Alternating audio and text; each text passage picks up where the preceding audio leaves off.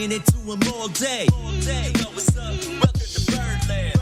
Win or lose, we bringing it to you always. You know what's up? Welcome to Birdland. Orange or black, we rebuild the pack. No matter where we at, you know we coming back. Section 336, we on this, so tune in. You know what's up? Welcome to Birdland. Yeah, welcome to Birdland. You know what's up?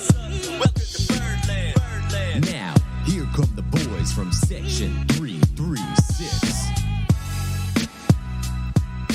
Ladies and gentlemen, boys and girls, Baltimore sports fans of all ages, welcome to Section 336, Next Generation of Baltimore Sports Talk. I am your endearingly starter and host, Matt Sroka. And as always, I'm joined by the button lover, Josh Sroka. It was 80 degrees today in St. Augustine. Okay. So just letting you know, it's January 25th. Happy birthday to Bert, Zany Bert Rhodey. Oh, yeah. But it is 80 degrees down here in Florida while you guys are dealing with some cold weather. So I was happy to have some nice warm weather today. Nice. I saw the Zany one yesterday. Did you? Yeah. For his birthday? No. Well, kind of, yeah. Because it was just our sister's birthday, and it's Bert's birthday, and your birthday somewhere in there, too. All you guys have birthdays together. But we just kind of had them over to hang out. Speaking of Zany Bert Rhodey, I was texting with him today, and I also was having some new artwork done for some Birdland sports stuff that we'll talk about later, and all. But the whole reason I'm bringing it up now is because I decided that logos are boring. I want Birdland Sports to have a mascot. So I told the guy to draw me a mascot, and I said I want it kind of like the Oriole bird, but obviously different. But I want it to be like obviously that he's a fan there cheering on, like us in our seats or whatever. And he drew the Zany Bert Rhodey? I think he drew the Zany Bert Rhodey as a bird. Can you see that? Yeah. I texted it to Bert, and I said, I'm pretty sure that you're my mascot now. So, because he's got the one thumb up like Bert always does in every photo. So I was excited to see that come out that way. Yeah, that's cool. But yeah, happy birthday, Bert. Yeah. Yeah, we have a lot to get to today. There's a lot going on here that we need to get to the bottom of with the Orioles. Have the Orioles had a worse 48 hours of PR as they had on Friday, Saturday, or Thursday, Friday, whenever that was? Yeah, it's hard to imagine. Yeah, I can't recall. And I feel like they scrambled for today's announcement to try to get some goodwill back. And we're going to break all this down. Right. But it seems like today was a little scramble to try to be like, oh, we really screwed up last week. Yeah, I mean, we were expecting a bad off season, i.e. like a slow off season. But this has been bad on a lot of different levels. And we're going to get into it because I think maybe we should have seen the writing on the wall. But we'll get into it. We were expecting a slow off season, kind of just to like a pause off season to focus on international or focus on some other stuff to prep for next year and stuff. Right. But that's not what we got. We got a I don't know, a big something to the fans. Yeah. Before we get into it, any thoughts on the NFC Championship game or the AFC Championship games? Any takeaways? Any kind of Raven connections? I don't know. Like, what are your feelings in those games? Well, I got a couple of big takeaways. Yeah. My one big takeaway is that I really like Tom Brady in Tampa. I don't hate Tom Brady. I find that I'm cheering for Tom Brady, and that's weird.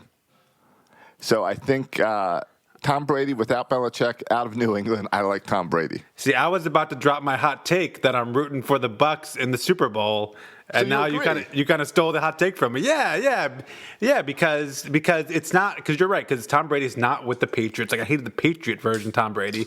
Yeah. That's half of it. The other half was, I mean, I don't love Tom. I'm not a Tom Brady fan, but I don't like Mahomes. I'm not going to buy a jersey, but I like Brady. He's fun. Oh, see, I wouldn't even go as far as saying I like Brady.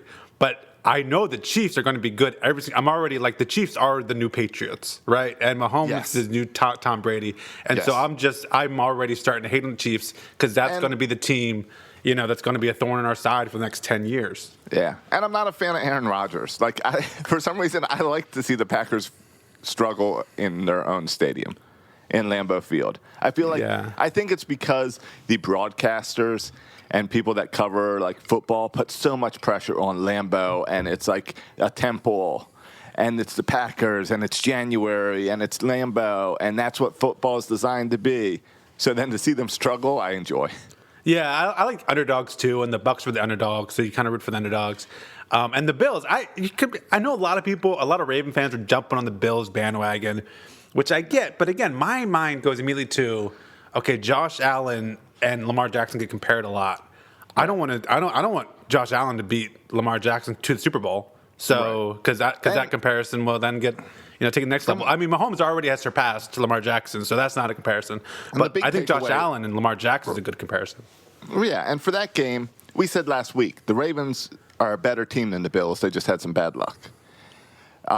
The Ravens would have gotten their butts kicked by the Chiefs also. Yeah, I think so. The Chiefs are unstoppable right now. Yeah, I think it's going to be a great Super Bowl. I think it's going to be a good game. Yeah, but I'll be rooting for the Bucks. But it also has the potential for Mahomes to just run away with it. Yeah, I mean, Tom Brady, they showed a stat during the game with Brady and Rodgers, games like in the playoffs or something, and they were bad numbers. I talked about before, like Lamar Jackson's numbers are bad. Everyone's numbers are bad in the playoffs because it's harder. I mean, Tom Brady threw, 2 or 3 interceptions in that game? Right. Like, it's just harder to play in the playoffs. But yeah, if Tom Brady throws 2 or 3 interceptions against the Chiefs, that's blowout city.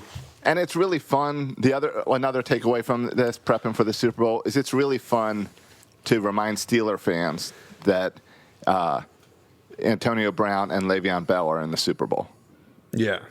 Yeah. So that's a fun little thing to point out to them. I know, but they can just come back at you saying, well, we just signed Dwayne Haskins. So that's what they got going for them. That's a comeback? Is Dwayne Haskins supposed to be – all right. Oh, yeah. Look at that AFC North. We've got Baker Mayfield, Lamar Jackson, and who am I missing? Who's the guy the Bengals have? The Bengals. The guy got injured. Young guy? Yeah, the number 1 pick from LSU. Oh, my gosh, I'm blanking his name. To Joe Burrow. Joe Burrow, there it is. Yeah, Burrows and Haskins. That's the AFC North. There's no way Haskins is their starting quarterback next year. Yeah, they need to hurry up and get Deshaun Watson or something. The only thing that could be is if they're like, Ben won't leave. And we can't kick Ben out. So Haskins, you're the backup. Yeah, well, they got that Mason Rudolph or whatever, too. That's a serious competition over there in Pittsburgh for that team. And it's cool for the Bucks to be hosting the Super Bowl as well. Yeah. It sucks for their fans because of COVID. Like, you don't get the full NFL experience. The teams don't even get there till 2 days before. So, like, all the cool excitement of, like, being the host city would be really cool. Are there really diehard Bucks fans? There are. Okay. There are. I've met a few. That's the same city that brings you the Tampa Bay Rays, so... Well, that city, were the Rays had did they have a good season? This past year? Yeah. They were in the World Series this past year, weren't they? Yes. Yeah. The Rays were in the World Series. The Lightning won the Stanley Cup. So it's only fitting for the Bucks to win the Super Bowl. It's not fair, Tampa Bay. Could you imagine? I mean, all I want is the Orioles and the Ravens to get into the playoffs the same year. Yeah. Let alone this magic. All right, but it could be, from what we're reading, let's get into it, Josh, because from what I'm reading, it could be a while before the Orioles are in the playoffs. Well, if they do get into the playoffs, there might not be any coverage. Yeah. Well, so where do you want to start? Do you want to start with the firings or the weird defer money? Yeah, I want to get to the bottom of this. And, like, I know as far as listeners go, we have a spectrum of listeners. So I want to kind of break it down and kind of talk about all the little bits of news. Okay. So let's start from the beginning. 1993, Peter Angelos purchases Orioles. Hold on. I think in the end, Peter Angelos comes out of this story as the good guy. You think so? I think his sons might be the bad guys. See, that's a great point, Josh, because what I wanted to bring up about Peter Angelos is he was criticized all the time, not for not spending. Right. He was criticized for meddling with the team and not knowing what he was doing and doing like dumb moves. Most recently, playing a hand in the Chris Davis signing. But he was not known for being cheap. Yes. He was known for meddling.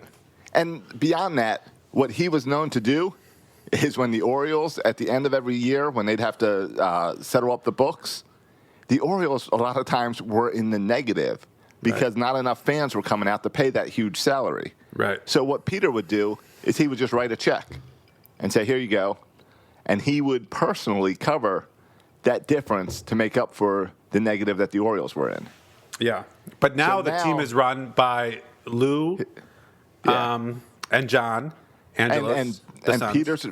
And with Peter's age and frailty right now, Peter probably doesn't even control his own money at this point. Yeah. And That's probably all managed by his sons. And what we're getting at, boys and girls, is we're looking at the Orioles' finances, and the Orioles are making a bunch of curious decisions recently.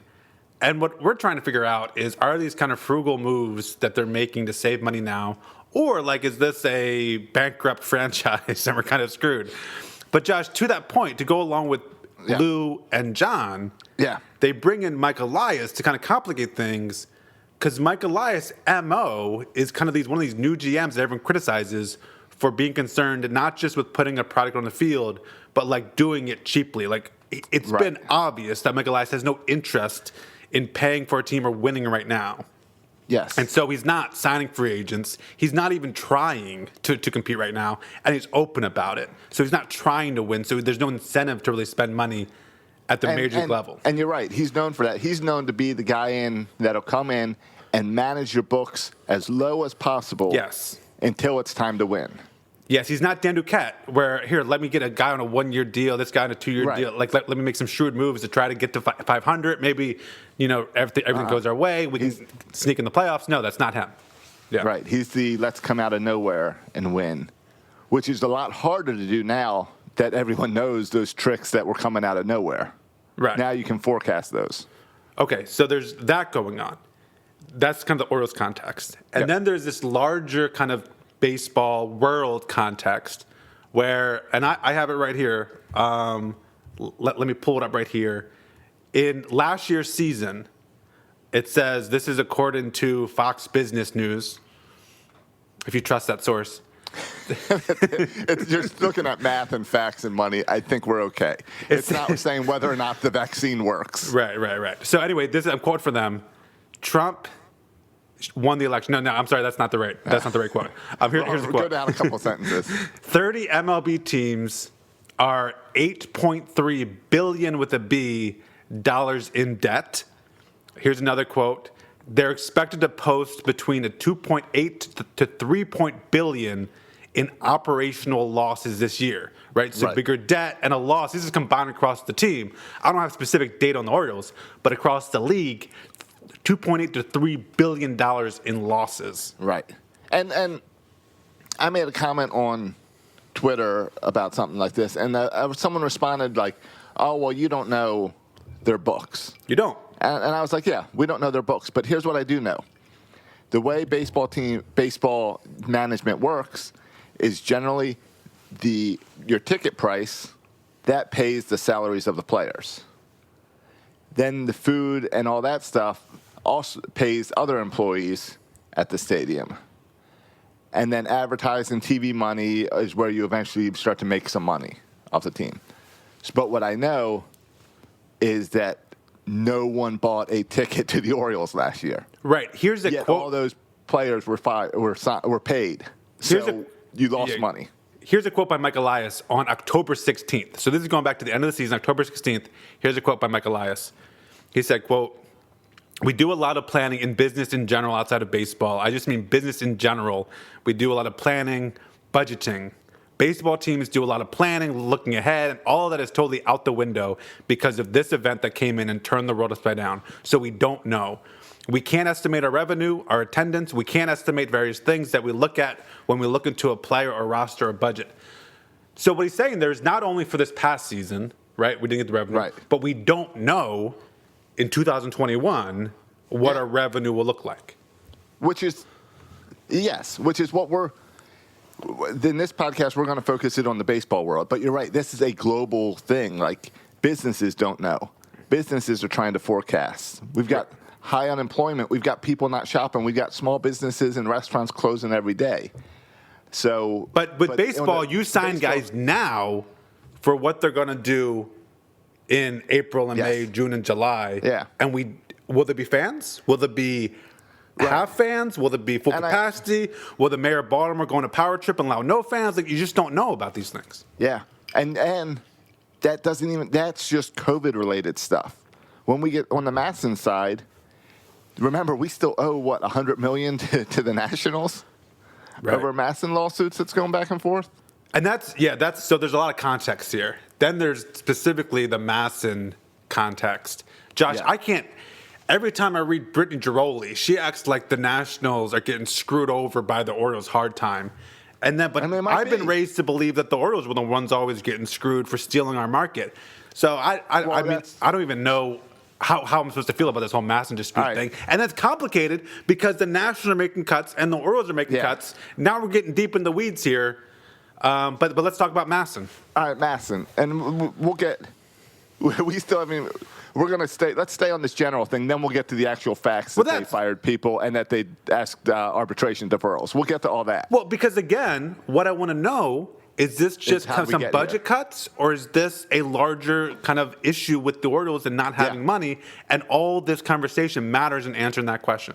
Here's the deal. Here's why the Matson issue and why we got to this point that we are and what's screwed up about the Matson issue is that when the Nationals came to D.C., everyone knew that was going to screw the Orioles out of a lot of business deals, business suite tickets, the more expensive season tickets, all those advertising, all those business relationships we knew were going to struggle because you had lots of D.C. businesses, lots of government stuff that would come to Camden Yards for baseball. Yes. It's not a long drive.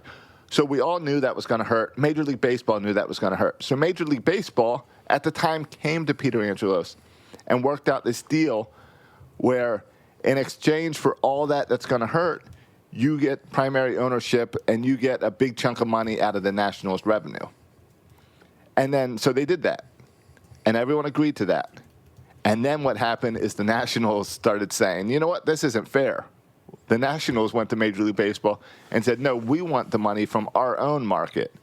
The Orioles shouldn't be making money off us.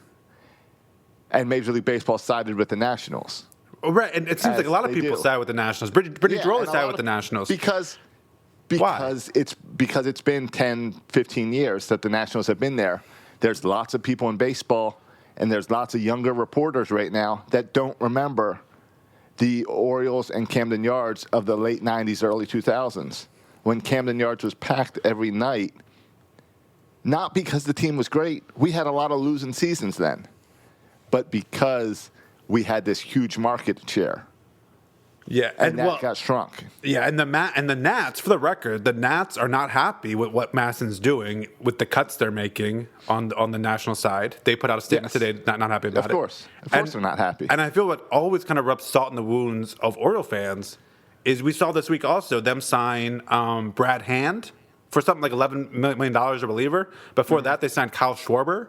Right, a couple years ago they signed Max Scherzer, and last year they signed Corbin. So they keep on making a great owner. That great owner who, even despite Peter Angelos screwing the Nats out of a ton of money, they continue to spend a ton of money. But I think it's also we got to remember and back up to what I was saying about the attendance pays the players. The TV money is just extra money. The TV money in the big picture, we like to think like the TV money is this huge money. It is to you or I. To the baseball team, it's not. The attendance is where most of the money comes from. Oh, and hundreds of millions of dollars along with attendance on top of attendance prices is, beer. Every time they sell a beer, they make $100 off a single beer or something. Like, it's insane. So I don't know if the math's quite that way, but yeah. So you got to remember that pretty close. The Nats being screwed out of some baseball money isn't stopping them from spending money because they have the attendance. They have the suites sold. They have the businesses. They have all of that the Orioles do not have right now. Right. So it stings. It hurts. I also think as Oriole fans, we've never been happy with Masson. Since Masson came to be, we've always had issues with Masson. We've always heard HTS. Yeah, bring that back. HTS was fine. It was simple. It was one channel. The Orioles were on it. From the start, they made Masson and Masson 2. And the games would alternate, right? Is this on Masson 1? Is this on Masson 2? Here we are 15 years later. The games still alternate back and forth. But No. remember, for those first 5 years, not every cable network had MASN 2. So you might only get every other game. You'd only get the MASN 1 games. Right. And then for a while we had MASN 1 was in HD, MASN 2 was not in HD.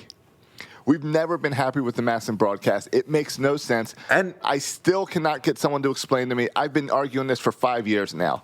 Why we don't have MASN DC, MASN Baltimore, and be done with it. Well, and then They there's won't explain. Also, in addition to that, there's the complicating factor of MASN being owned by the Orioles, right? Because then you have Yes. not only conflict of interest, because I checked Rock's blog before coming on here, because I always do. Who works for MASN. That's where I get my Orioles news. Yeah, the main, yeah. Not a word about Yes. all this nonsense that's been happening with MASN. Not a word. And so, which is understandable, because you're not going to badmouth the person you work for. Right. But it's also, it's a conflict of interest. And when when your main reporter works essentially for the Orioles. But that's all sports, and all teams are doing that right now. The Ravens have like 3 reporters that work for the Ravens. They have a Raven blog. They've got a Fine, Ravens Josh, but podcast. who broke the news about the all these firings with the massive firings? I believe Dan Connolly. Yeah, it was The Athletic. And The Athletic. I don't remember if it was Dan Connolly or someone else, but it was The Athletic. Yeah, And it's the why I Athletic pay for broke their story about the arbitration news too, which we'll get to in a second. The Athletic broke it. I know. That's why I pay for The Athletic, because As you it's good should. writing, and they are actually like unbiased reporting about the Orioles. Right. So, is that the context? Can we talk about the news now? What happened? So you have the Yeah, owner so context. You have the we've COVID all- context. You have the MASN dispute context. So now we can get to the news. Let's see. COVID, the Angelos family. No one likes MASN ever. Right. And let's get to the actual news. Yeah. And so there's a couple parts here. The first part is that was first announced. They let go a bunch of announcers. Yeah. Do you have the list? I don't. Do you? No, but I can pull it up. Gary Thorne, Mike Bordick. They got Jim Hunter. Jim Hunter. They got rid of the pregame and postgame show with Tom Davis. Yeah, and I want to talk about that later in the show, because we've got a solution. Yeah. But Dave Johnson, one of my favorite. Get rid of him. It's a long list. Rick Dempsey. Oh, is Rick Brian Dempsey Roberts. gone too? Yes. Well, they announced today Rick Dempsey and Brian Roberts will still be around for community relations. Okay. So still under the team, but not. Okay. Yep. And a lot of people are critical that they retained Scott Garceau. Maybe we can get to that later. But the big news is Gary Thorne and all these kind of long tenured Oriole announcers. I mean, Mike Bordick. These are guys. Jim Tom Hunter Davis. These are guys who are like entrenched Right. in kind of Baltimore and Oriole culture. Jim Hunter's been here for 24 years. Yeah. How long has Tom Davis has been here? Tom Davis has been covering the Orioles, I don't know, my entire existence. Yeah. And you got like former players like Mike Bordick and Dave Johnson. All let go. All let go. Yep. And these are related to also cuts happening with the Nats. There's also cuts, I guess, at the website. This seems across the board. There's a larger movement of cuts here involving MASN, which seems like budgetary related. I don't know if it's specifically COVID related or just general budget related. It's 100% budget related. Whether or not COVID adds to all of that, and the uncertainty of COVID adds to that, all that. Josh, it's all budget. I wonder though if same thing would have happened without COVID, because I say that because what happened last year pre-COVID, they brought in a whole slew of guys. Right, that was pre-COVID. They brought in Kevin Brown. They brought up Jeff Arnold. Yes, they may have been preparing for this by saying, "Hey, these MASN salaries are getting out of control. Let's grab some young guys." And we joke that they have like 50 announcers, right? We would make that joke, and maybe it's preparing to kind of get them a year under their belt and then make the cut. Right, like last year we had like 20 guys. Right. They've narrowed it down to 8 people. Which actually kind of makes more sense to have 8 as opposed to, like, you don't need 20. Except that the pregame and postgame shows are gone, and this is 8 rotating people. Right. I guess what I meant is you don't need a new baseball. You don't need a new commentator every night on TV or the radio. I listen to Joe Angel every night for how many years? You don't need a different guy every night. And I would rather have Kevin Brown every night than have a new guy every night. I agree with that. I don't know if they're going to do that. I think they're going to mix it up again. No, Kevin Brown is the radio guy. Scott Garceau is the TV guy. It's Scott Garceau, I think, and I forget who. But they said it's going to be a regular routine. Right. Okay, so that puts Kevin Brown and Jeff Arnold on the radio. Yes, and Scott Garceau and Ben McDonald. I like both those guys. Yeah. Scott Garceau, Ben McDonald on the TV. Yeah. I like those guys. That's fine. I know. Everyone hates Scott Garceau. Whatever. I don't know. He's a good guy. He's been good to us. I'm fine with him. Yeah, I have no issue with Scott Garceau either. Then you got this weird mix of, Jim Palmer's in TV also. He's going to be in and out. Yes, Jim Palmer will be there as well. Again, that's kind of last year. It's kind of unknown for this year, right? What Jim Palmer. And then you've got these weird sideline reporters.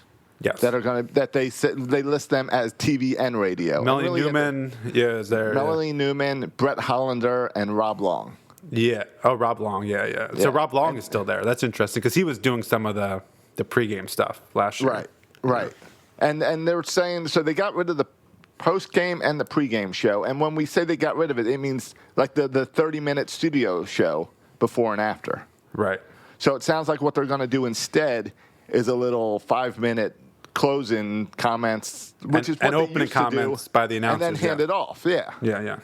And it sounds like that's the chance that like Brett Hollander or Melanie Newman is going to, from the field, talk to the player, and then cameras cut off, we go home. Yeah. And if sticking with the news here. Yeah. If that was all the news that was announced, you would say, okay, fine, whatever. Like Masson, they're making cuts to Masson. Maybe you could have seen this coming a year ago with all the new blood influx. Yeah. Maybe they're trying to get rid of these large payrolls that have been inflated over the years. Right. Trying to get a new generation of Oriole fans. Yeah. All that. We can accept all that. Let's stay on Masson real quick. Because Masson tried to clean up some of their mess today. Okay. And you saw their announcement today. Did you? No? Yeah, about the app. Okay. Yeah. Masson is to launch a thing on the phone, an application on your phone, and download it. Streaming. Yeah.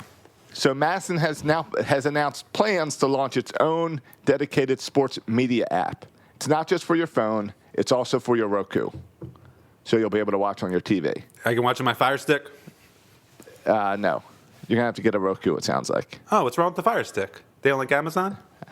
I don't like Amazon. I've got lots of problems with the Fire Stick. It's okay. I can't watch it anyway because for other reasons, which I'm sure you're gonna get to.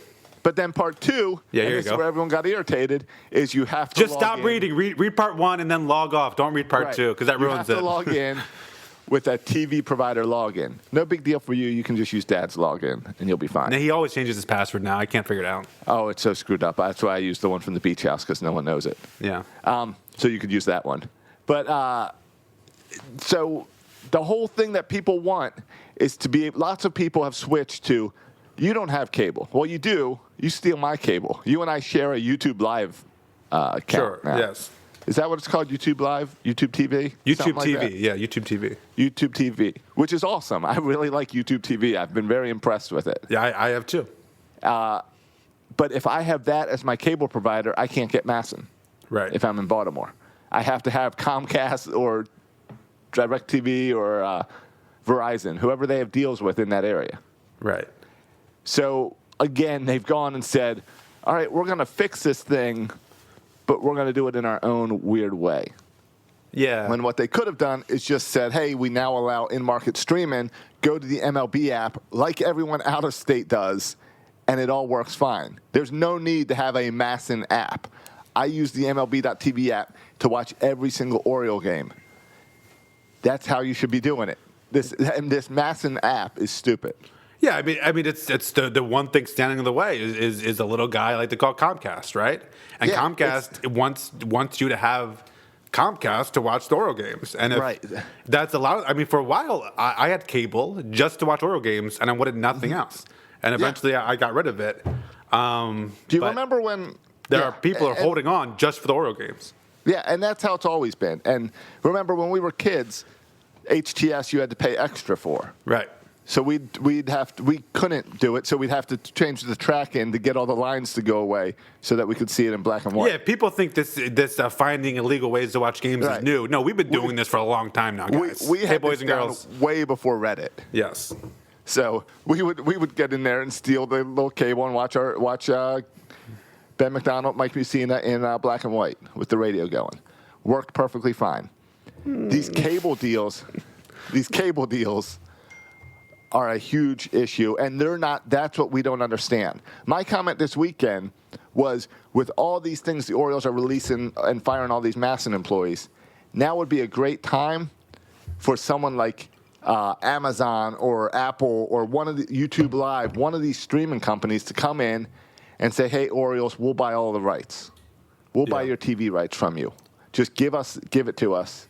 Let us do it properly and get Masson. Stop trying to do it yourself, Orioles. You can't run you've shown you can't run a team on your own. You can't run a TV network apparently on your own. It's time to hand off those rights and sell the Oriole rights.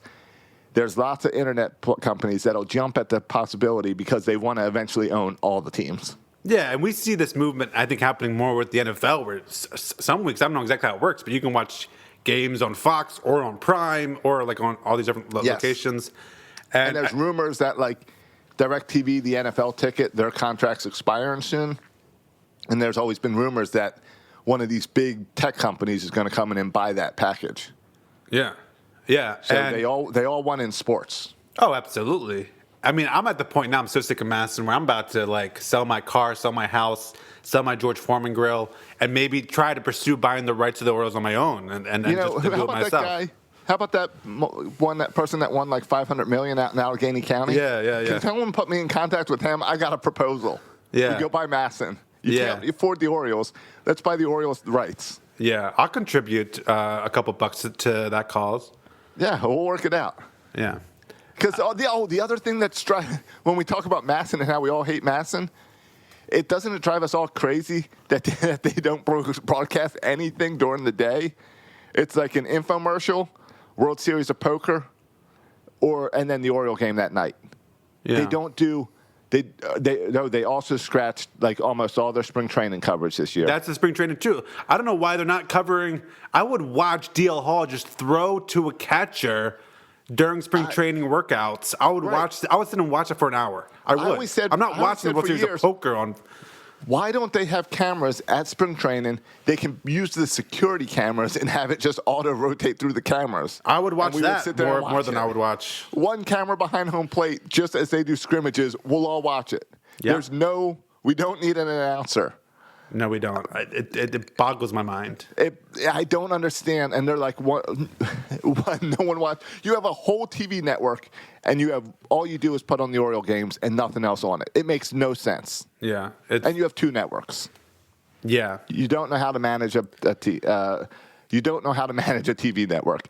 Pass it on to someone else. Yeah, and I think there's going to be, if there were not a lot of spring training games last year, there's going to be less this year. I think it's going in that direction. What do you think the chances are that this streaming Masson app is out before opening day? I think it's a good chance. Now, what are the chances it's out and it's working and people like it? I think that's less of a chance. Yeah, I don't think it's going to be out by opening day because I don't think they had plans to do this. Oh, you think this was a total PR move? I think this was a total PR move. There's some nerd in the back in the tech room saying, "What? Why'd you announce that?" I think that they said, "Oh, we really upset everyone. How can we appease them? Oh, they all complain that they can't watch Masson on their phones. Let's fix that." And poor Joe in the back room, they tell Joe, "Hey, we need this app out." Because I'm pretty sure I remember reading somewhere at some point that that other teams have worked out in-market streaming through the MLB app. Oh, really? I thought I saw that last year. I remember complaining about the Orioles about it. Yeah, I mean, this is not a new thing on this podcast. No. We have touched this. We've complained about Masson many times. Yeah. So, in fact, part of what I enjoyed down here in Florida is that I don't have to watch Masson. I just turn on the MLB app and get the broadcast. Yes. Yeah, I know. It makes me want to move.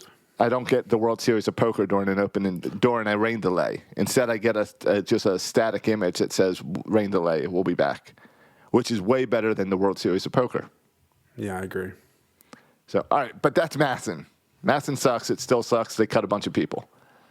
Now the weird thing that the Orioles did that also says what's going on with your money. Okay, so a little more context here. This is, again, the Baltimore Sun from October 16th. Yep. Here's a quote, not by anybody, a quote from the article. It says, the Orioles offseason so far, on and off the field, has reflected that this budget cuts. They moved on from pitching coach Doug Brokaw and third base coach Jose Flores shortly after the season ended. And people speculated this is end quote, and people speculated with those moves that maybe getting rid of Doug Brokaw was, a budget reason. And they brought in, the guy overseeing all the pitching to be the pitching coach as well. And then the article kind of continues, and Wednesday's news of a dozen layoffs and furloughs across the business side of the organization, end quote. So in October, they laid off a dozen people. They fired the pitching coach, the third base coach, presumably to bring in people who are also cheaper. And people speculated, is this baseball related, but also is this financially related? Right. But we weren't too worried about it in October because we thought, it might just be a change in the guard. Right. Bring in Brandon Hyde's guys. Right. But all that to say, this was, and then, okay, so just more context. And maybe this meant nothing. Again, maybe these are all just baseball moves. But they don't offer a contract to Renato Nunez, which I questioned. They didn't offer a contract to Hanser Alberto. Both these guys are in their arbitration years, so they'd be making, I don't know, a couple million bucks. They didn't offer them contracts. They just let them walk. They trade Jose Iglesias. They got his, I think it was $2.5 million pickup option, and then they immediately traded him for a small return, which we all thought was a little bit kind of odd, right? Because you wanted that good shortstop up the middle to solidify the defense with young pitchers, and we had no one. I mean, Richie Martin is our only other shortstop. He's coming off an injury, and you don't know what you have in him. So it was a little bit odd. But you say, okay, maybe Jose Iglesias was not part of our 2023 World Series plan. So fine, you trade Jose Iglesias. Okay, right. And then we get to, Martin. Yeah, and that kind of brings us up to date to what they did or tried to do with Santander and Trey Mancini. Yeah. Which Dan O'Connolly said, no other team has ever tried to do something like this before. Yeah. So again, this story was broken by The Athletic. Of course. That they tried to defer during the arbitration hearings for both Trey Mancini and Anthony Santander. They tried to defer half their salary 25% to the next year. And my favorite part of the Dan Connolly article is a veteran of arbitration dealers from the owner's side simply said, wow, just wow, because no one has ever done this before. So essentially what they're trying to do is they owe them their arbitration money, and they're saying 25% of this, can we just wait and pay it to you next year? Right. Which isn't a whole lot of money. You're talking a few million. We're talking combined. Both those players combined. 4.5, right? $1.5 million. All right, $1.5 million. So what do you do? What financial situation do you have to be in to try to save $1.5 million? It's a lot to us. To a baseball team, it's nothing. No. Maybe they said, hey, Trey, Anthony, let us defer this one half, or we're going to fire half of Masson. But Josh, you are doing something no other team has ever done before, and you are also risking upsetting your players by not paying them the money that's due to them, all for $1.5 million. I don't think you do that for no reason. You do that because you need that $1.5 million, right? And yes, and here's the weird. And you're exactly right with those relationships. When you have a friend, and that you owe that guy some money, and you cheap out on it, or if that friend doesn't pay you back at all right away, or I'll give it back. I'll give it back to you next year. Yeah. You don't trust him to lend him money again. Right. So don't you think that when it's time for an extension for a real money, put your career in Baltimore contract for Trey or Anthony Santander, they're going to remember this stupid little thing? Yeah. That you were petty over. You're trying to pinch a penny. $1.5 million? Yeah.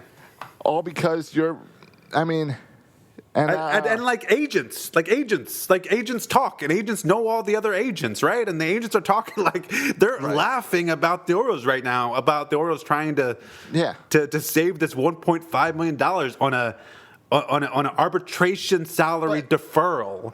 Right. But put this into perspective. The opening day roster for the Orioles is projected to be $60 million. $38 million of that goes to Chris Davis and Alex Cobb. 2 players, yep. So you're talking, really? what's that? $22 million for the rest of your team. Yeah. Then in that case, 1.5 is a big percentage of that. Well, and But you're really trying to be cheap, and then it's gone to the next level with news after this that the Orioles might be looking into trading Anthony Santander. Well, yeah, and there's a couple of things here because I think this is a fascinating conversation about whether to trade Santander, which I would be all on board with, but I think we need to talk about it for a second. The other question is, though, and someone mentioned this in an article, here's like a warning sign. You know the Orioles are strapped for cash. If they trade Santander and the return is nothing, then you know they're strapped for cash. The other way you know they're strapped for cash is if you see this, guys, we're screwed. If you see this, we're screwed. If they package Santander and Cobb in any deal, we are so screwed. Good point, because Davis, you can't package. You can't package. You could package Cobb. And tell someone, take on the salary, and you can have Santander, essentially, right? Yeah. And you might be able to get a team to jump at that. And that's. But that would be total crap, right? That would be getting rid of Santander for nothing to dump Cobb's salary. That's run for the hills. We're screwed. All right, let's come back to whether or not we should trade Santander, because I want to have that conversation, but not about money. Okay. Let's finish out the money conversation first. All of this stuff of the Orioles being cheap, trying to get payroll down, try to get Matson down, you can't help but ask, are they trying to sell the team? Are they setting up to sell the team? I'm not saying the team's moving to Nashville. Right. The team's going to stay in Baltimore. But the question is, like, Angelo's family getting ready to sell them. Right. Are Lou and John, is their attitude like we have no interest in dumping more money into this team? Because you can say what the team's worth, right? Because the team is worth a certain amount. But there's also like how much you make every year and how much you lose every year. And last year, I'm certain the Orioles lost money. I'm certain the Angelos has lost money last year. I think every baseball team lost money. Right, because I shared those the billions of dollars that they lost across the league. Yes, exactly. And that's going to have this year. We could go for 2 hours talking money in baseball. We might have to push it to next week because this COVID year is really setting up to affect the CBA negotiations for next year. Right. And money in baseball. Right, but let's save that for next year. But fans don't always get that. The Angelos could be worth, $1 billion. Like this organization could be worth whatever it is, $750 million. But you still could have lost, $50 million or $100 million last year. Like both those things can be true. Yeah, Netflix I don't think's made $1 yet. They still have a huge. If they want to sell, they're still worth billions. Right. Right. So you're right. If the Angelos have no money. I don't know. I don't know how John and Lou, I don't know.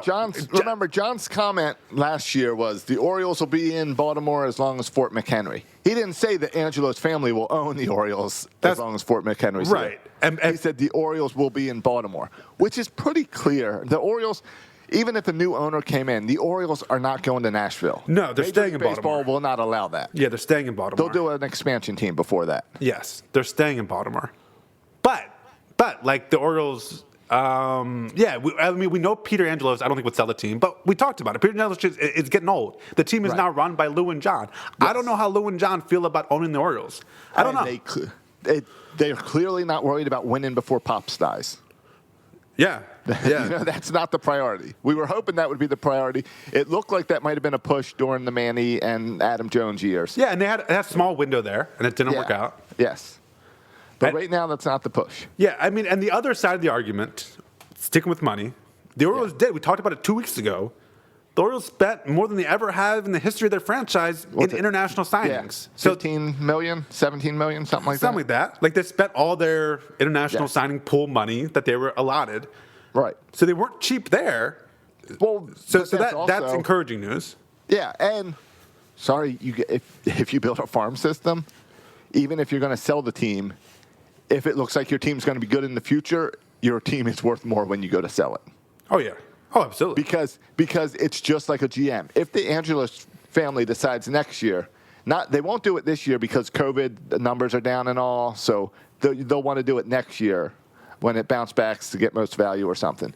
But if they decided to sell the team and then Steve Bisciotti comes in, buys the team, and then 2 years later they win the World Series, everyone will credit Steve Bisciotti, even though the Angelos family built the farm system, set everything in motion in this direction. It's like your GM, and you fire the GM, and then you start winning. It's the Andy McPhail.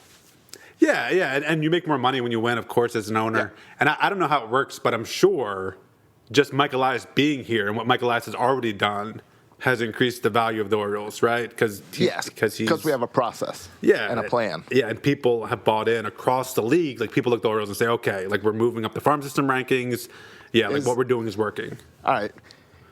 Is it telling that the Orioles have not jumped on the bandwagon of, like, a trust the process theme or trust the process T-shirt? Like, we jumped on that right away. Isn't it weird that the Orioles haven't tried to market that? Yeah, I'm kind of glad, though, they did. I mean, just look at the Sixers. This kind of backfired. Yeah, never really worked out. But I get it. And they tried real early with the walk with Elias, but they really could have blown that up and done a whole thing. Yeah. But they didn't. Yeah, no, I don't need catchy slogans. I'm okay. I'm okay with my caution. No, I don't need it either. I just want the World Series. I'm just surprised that they didn't try to make some money off of this. So, a couple warning signs for short with money. We traded one, like, it's trade Santander. You mean besides the ones we've talked about for the past 40 minutes? We're short with money. Box them together with Cobb. We're absolutely dead broke. The other sign, when we traded Jose Iglesias, Mike Elias said, we're looking to bring in another veteran shortstop on a short-term deal. Like, yes, it's clear, like, they were looking to like, they traded Jose Iglesias and got a prospect back. It was clear that Mike Elias was looking to do the same thing. Let me sign another guy to a 1 or 2 year deal and swap him back. If the Orioles do not sign a shortstop, if they do not sign a shortstop at all, that was not part of the original plan going into the offseason. Another sign, they're short of money. So pay attention if they sign a short. It's still early. Okay. You got a bunch of big names still out there, Didi Gregorius or whatever. And it doesn't have to be a big name either. But I'm just saying, like, even like a small veteran name, if we don't sign a shortstop to like $1 million, we're short of cash. It's going to be a new little short segment every week, the State of the Franchise segment, where we say, all right, in the past week, the Orioles did this. Is that raise or lower their value? Yeah, yeah. Is this outlook? Is this what does this mean? I think that's a good idea. Well, the Orioles have at this point lost the benefit of the doubt. So now I am going to look at everything through this kind of critical financial lens to see what it says about them. Oh yeah, every move they make is, are you trying to sell the team? Are you trying to save money over win? Well, and the other thing about it is, Josh, and Brittany Giraldi mentioned this, and she said kind of the worst thing about the mass layoffs on the Nats and the Orioles side was, like, there was no heads up given, and it's just happening a couple months for the season. But that's the Orioles way. We've heard that many times from coaches and players. But is this the Orioles way, or is this like poor planning? Like, are they realizing now, we have less money than we thought we would have? Right. Like, or was this always in the works? I think maybe. I can see that argument. But I can also respond and go back with, sorry, Jim Hunter, Gary Thorne, if you guys did not see the writing on the wall when we hired 25 employees last year. We brought up Jeff Arnold and Kevin Brown and Brett Hollander, younger guys. Right. Then that's also on you. Yeah. I don't know how they chose Gary Thorne over Scott Garceau. I don't really get that one. Yeah. I don't know. Scott Garceau isn't new blood. I love Scott Garceau. No. He's not new blood, though, compared to... No, he's not. He's like he's the veteran old guy to try to lead these people. Yeah. I don't know. He's always said good things about the Orioles. I guess Angelos is like him. I mean, make those. And I guarantee Scott Garceau's a radio guy. Scott Garceau was way cheaper than Gary Thorne. Oh, I have no doubt he's cheaper. And he's a local guy. Yeah, local celebrity. People know the name. Sure. Yep. So he's probably the biggest name you could get for the lowest budget. Yeah. Again, it's all about money. All right. Do we want to talk about Santander trade, or do we want to get to next week? How are you feeling here? I mean, well, I think it has to do with this story, and who knows, he might be traded by next week. All right. So I think, we should talk about it. Because I think it's really complicated, to be honest. I agree. I think I like Anthony Santander. I think his sample size of being great was so small that trading him right now could be trading him way on the upside. And I also think, as much as I would like him to lead this outfield, we have a lot of outfield prospects that could come up and field this outfield. So Right. I don't mind trading him. Yes, I mean in 2023, my right fielder is Kerstedt anyway. It's not Santander. Not to mention we got Yusniel Diaz. Not to mention we got McKenna. All these guys having made their appearance in the outfield to go in there with DJ Stewart, Ryan Mountcastle, Trey Mancini fit in that outfield somewhere. We got a ton of outfielders. Yes, Right. So as much as I like Anthony Santander, right now, if you're going to trade someone, you're not trading Trey Mancini. No. You're probably considering trading Trey Mancini, but it's not a good time to trade him just coming off the cancer. It's a bad look. So bad optics. I don't know if the Orioles, I guess, don't care about optics, but it's bad optics. I don't think it's optics. I think that's where you're like, let him bounce back, and then you can trade him. Who do you think? Who do you think the team would rather have right now? Trey Mancini or Anthony Santander? I read an article this morning about the Atlanta Braves wanting to go after Trey Mancini. Yeah, fit right next to. Is Nick Markakis coming back? Did he retire? Is he coming back for one more year? I don't know. Hopefully he's coming back. Yeah. I love Nick Markakis. Me too. But Josh, but I agree with most what you said. The only part I disagree with, you said small sample size, which is correct. So I think if you look at Zip's projections, he's projected to get a 1.9 WAR this year.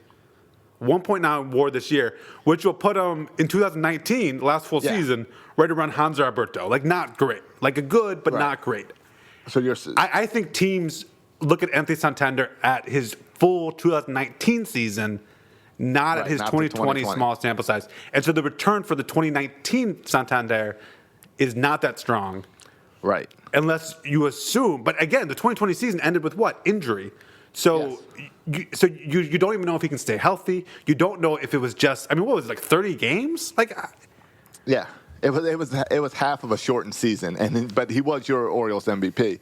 Yes. So I think it would make more sense if Miami wants to assume that they're trading for 2020 Santander and they're willing to give you the package of 2020 Santander, then fine, you pull that trigger. But I personally, I would say I believe in Santander. I think he's young. He's 26. I don't think last year was like a fluke. I think he can build off that. So give me another good year at Santander. Let me show the baseball that Santander is legit, and then trade him. Yeah, I think that. Yeah, I agree with you. I believe last year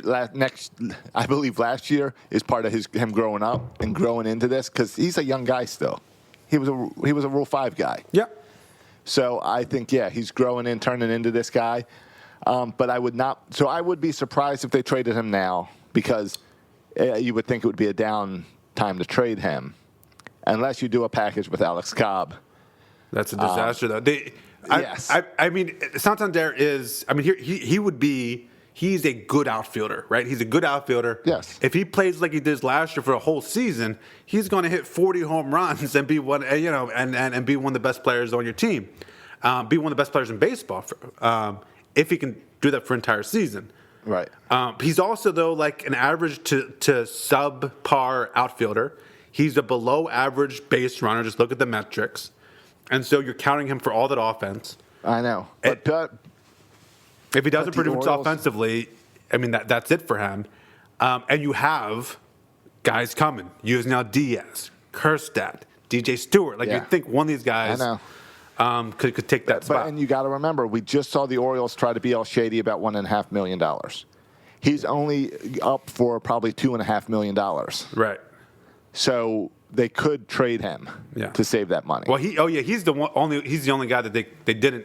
He did not sign a deal with yet. Yeah, and he's projected to be between 1.7 and 3 million. Okay. So he's probably going to end up with two something. Right.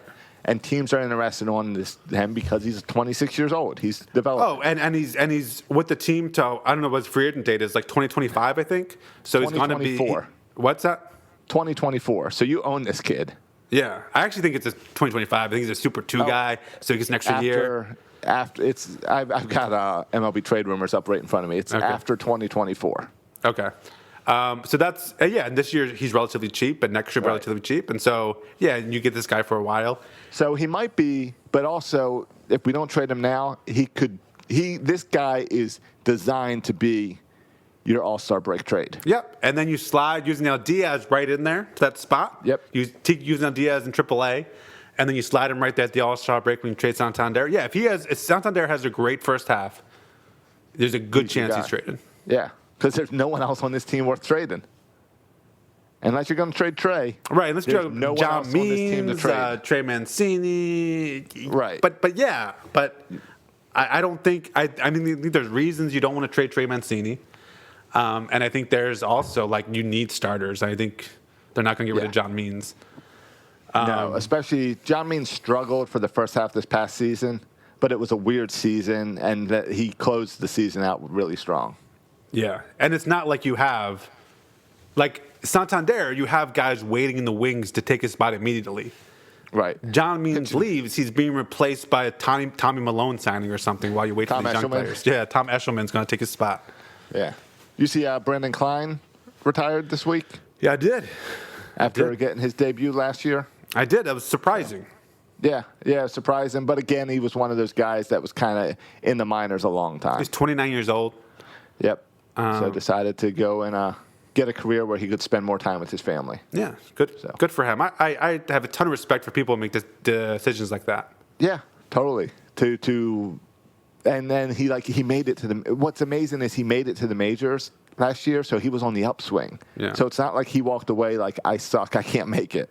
Well, yeah, that's what he said. I mean, he was a free agent, so he could have been signed by anybody. Right. But he said it wasn't an issue of not having offers. It was an issue of just him not wanting to play anymore. Yeah. It was an issue of we take for granted because we would all give up everything to be a baseball player. Yeah. But we do, including our families. Well, and that's the thing. We do give up. We give up the fact that all baseball season they're away from their family. Josh, if you could leave your family, if you had to leave them, what family? What family? I'm gone. Don't know what the other part of that is, but yeah. To make $30 million and strike out every other at bat, sure. Yeah. Well, he's not Chris Davis.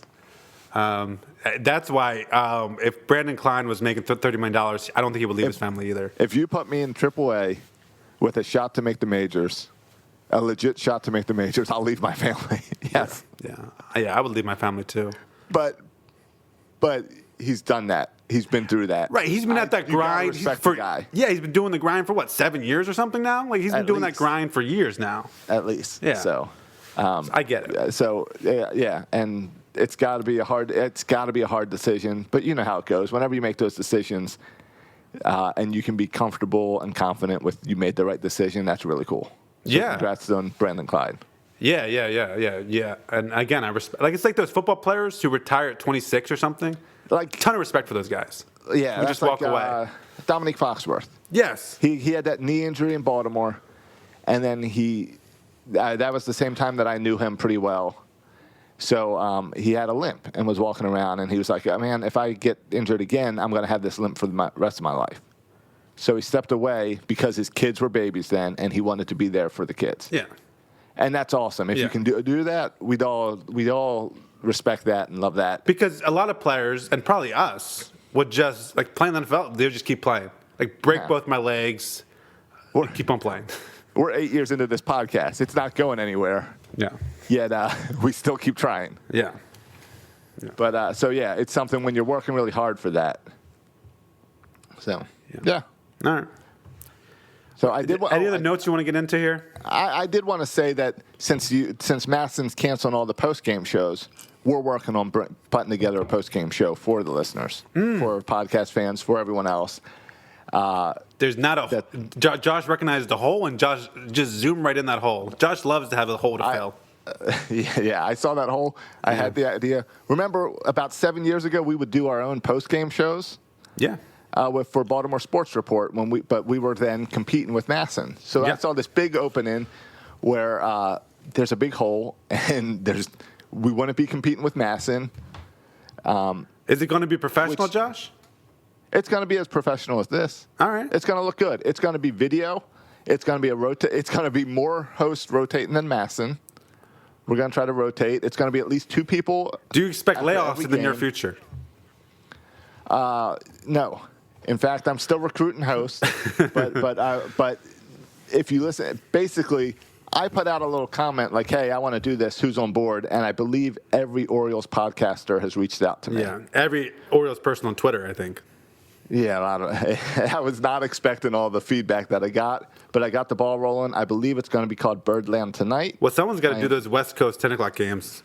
I've got that. Andrew Stecca has already signed up for the West Coast games. Oh, yeah, living on the West Coast. Good for him. I think you and I will do a bunch of them. I think we are going to start it off in probably beginning of March with like a once-a-week show to build up once or twice a week so we can get all the technical stuff worked out and test broadcast. Is this pregame, postgame, or just postgame? It's just going to be postgame. Okay.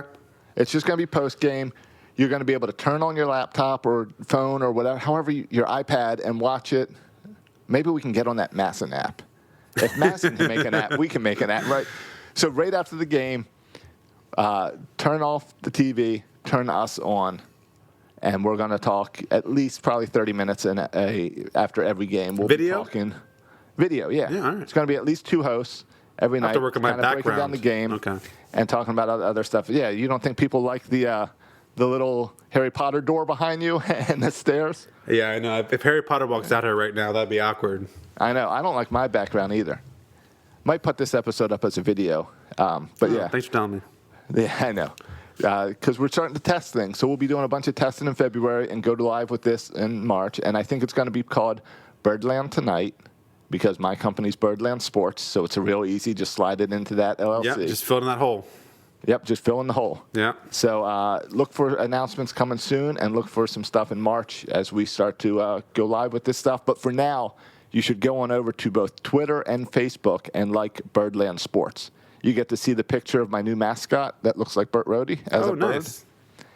And then you can also just like those pages because that's where some info about Birdland Tonight's going to come out soon.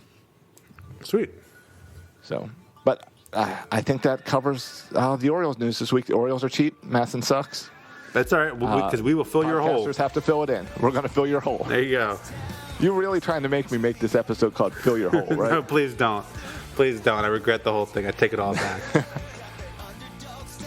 All right. Well, yeah. So we'll come back next week, where I'm gonna read everything the Orioles do now.